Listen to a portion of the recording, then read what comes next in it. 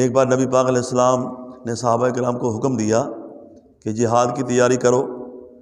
مدینہ منورہ میں ہر گھر کے اندر جہاد کی تیاری شروع ہو گئی۔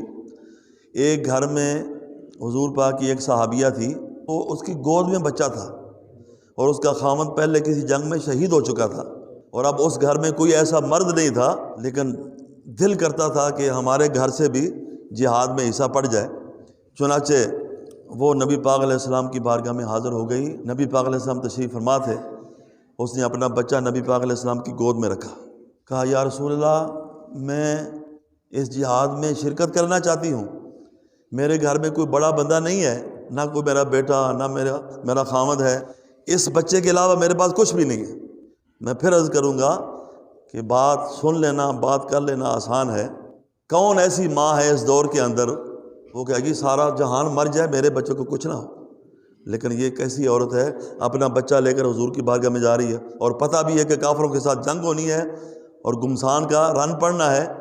اپنا بچہ نبی پاک علیہ السلام کی گود میں اس نے رکھ دیا اور کہا یا رسول اللہ، میرے اس بچے کو جہاد میں اپنے ساتھ لے جائیں۔ حضور نے فرمایا یہ بچہ کیا کرے گا؟ یا رسول اللہ، یہ بچہ اپنے اس صحابی کو دے دینا جس کے پاس تلوار تو ہو، ڈھال نہ ہو۔ جب اس کی طرف کافر تیر پھینکیں تو ڈھال کی جگہ میرا بچہ آگے کر دے، تیر اس کو نہ لگے، میرے بچے کو لگے۔ مجھے تو ان کے مقدر پہ رشک آتا ہے، یہ لوگ کیا تھے جو حبیب کبریا سے ملے؟